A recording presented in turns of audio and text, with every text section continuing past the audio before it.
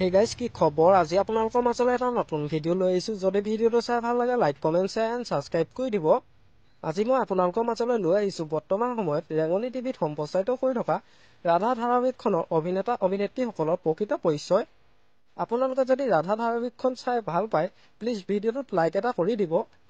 আৰু লগতে আপোনালোকৰ ৰাধা ধাৰাবাহিকখনৰ কোনজন অভিনেতা বা অভিনেত্ৰী প্ৰিয় কমেণ্ট এটা কৰি জনাবচোন। বলকচোন ভিডিঅ'টো দেৰি নকৰি আৰম্ভ কৰোঁ। ৰাধা ধাৰাবাহিকখনত নকুল চৰিত্ৰত অভিনয় কৰা অভিনেতাজনৰ নাম হৈছে বিশ্ব দাস। ধাৰাবাহিকখনত গৌৰীৰ ককায়েকৰ চৰিত্ৰত অভিনয় কৰা অভিনেতাজনৰ নাম হৈছে মণ্টু শইকীয়া।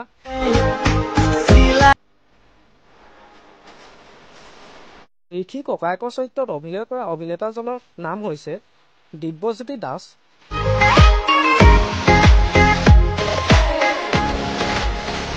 ধাৰাবাহিকখনত কাবেৰী চৰিত্ৰত অভিনয় কৰা অভিনেত্ৰীগৰাকীৰ নাম হৈছে চুমি ভৰালী।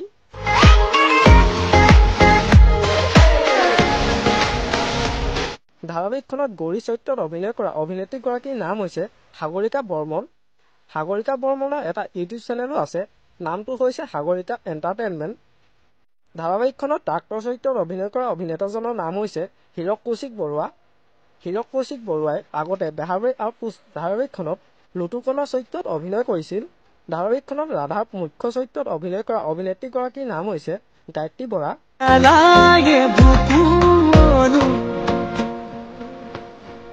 ধাৰাবাহিকখনত ঋষি চৰিত্ৰত অভিনয় কৰা অভিনেতাজনৰ নাম হৈছে পাৰ্থ দত্ত।